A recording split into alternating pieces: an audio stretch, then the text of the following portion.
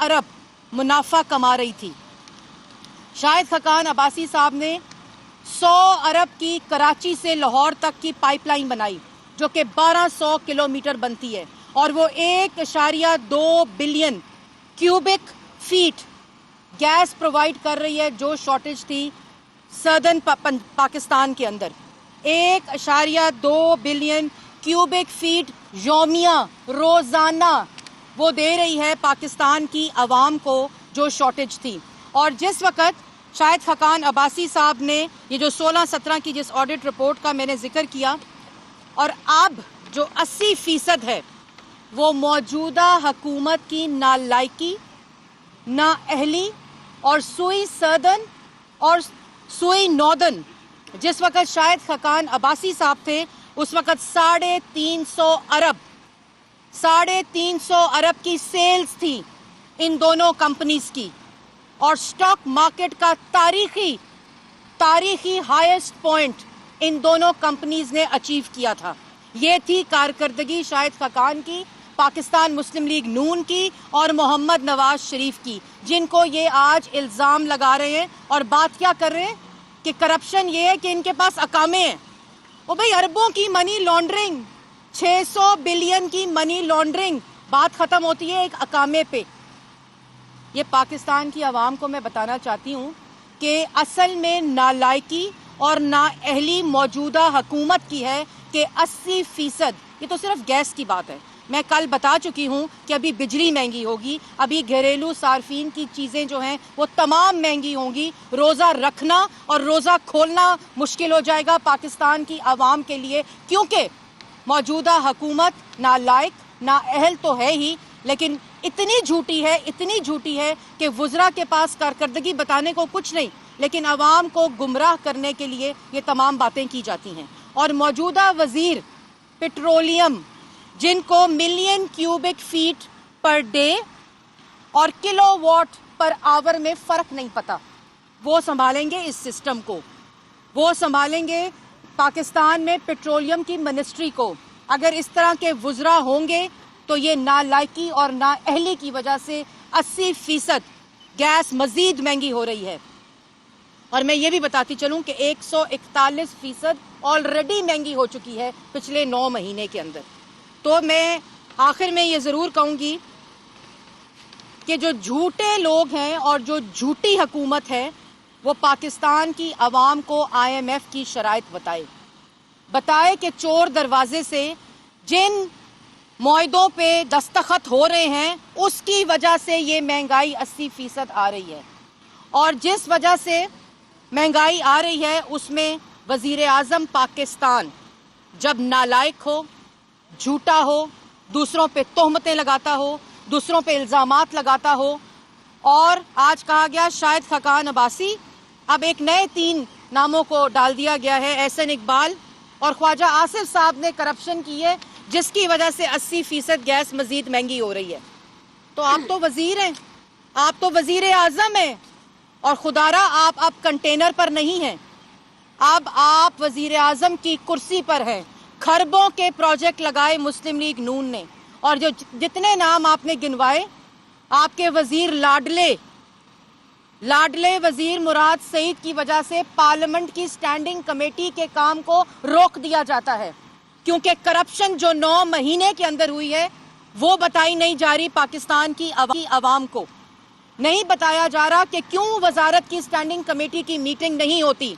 इसलिए नहीं होती क्योंकि वजीर नालायक है, वजीर नाअहल है और सवालात के जवाब नहीं दे सकता ऑपोजिशन के कि क्यों वो तमाम मोटरवेज, वो तमाम इंफ्रास्ट्रक्चर जो मुकम्मल होना था इस साल, मुकम्मल होना था मार्च में, फरवरी में, दिसंबर में उनके इफ्तिताह होने थे 2018 में, और 9 महीने गुजरने के बावजूद एक भी इफ्तिताह नहीं हो सका।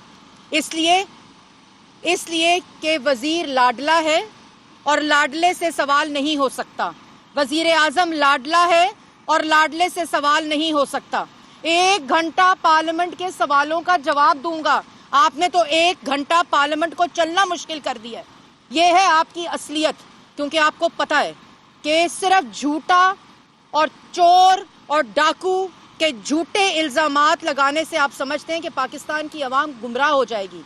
اور میں ایک اور بات پاکستان کی عوام کو کہنا چاہتی ہوں کہ جتنی کھانے کی اشیاء ہیں، چاہے وہ سبزی ہو، چاہے وہ پھل ہو، گھریلو صارفین کی جتنی چیزیں ہیں، خاص طور پہ پھل اور سبزیوں کو اپنے ڈرائنگ روم میں سجانا شروع کر دیں، کیونکہ اب وہ ڈیکوریشن پیس کے طرح تو آپ استعمال کر سکتے ہیں، نمائش کر سکتے ہیں ان کی، لیکن اب وہ آپ کھا نہیں سکتے، کیونکہ جس قسم کی مہنگائی اس حکومت نے کر دی ہے، وہ پاکستان کی عوام ان سے سوال اور وہ جواب لے کر رہے گی.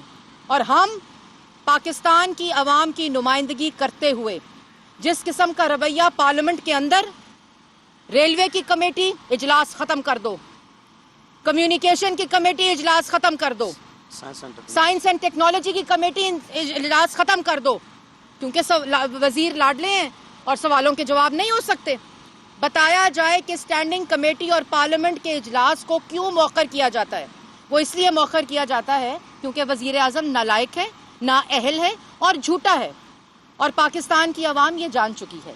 تو وزیر جو چھوٹو کرائے کے وزیر الزام جن کو دے دیا گیا ہے مینڈیٹ، جس پارٹی کے پاس میں نے کل بھی کہا تھا کہ کرائے کے ترجمان ہوں گے، اور فواد چودھری صاحب جو خانہ بدوش ہیں سیاسی، ان کے بارے میں تو میں کچھ نہیں کہہ سکتی، لیکن کم از کم بات کرتے وقت سوچیں ضرور کہ پچھلے جھوٹ سے اگلا جھوٹ تو ملا لیں، کم از کم اتنا تو جھوٹ کی عزت کر لیں جتنا جھوٹ آپ بولتے ہیں. اور پاکستان کی بھی عوام یہ بات سمجھ چکی ہے، جتنی مہنگائی 3.3% مہنگائی سے 9.4% اس کا جواب دیں.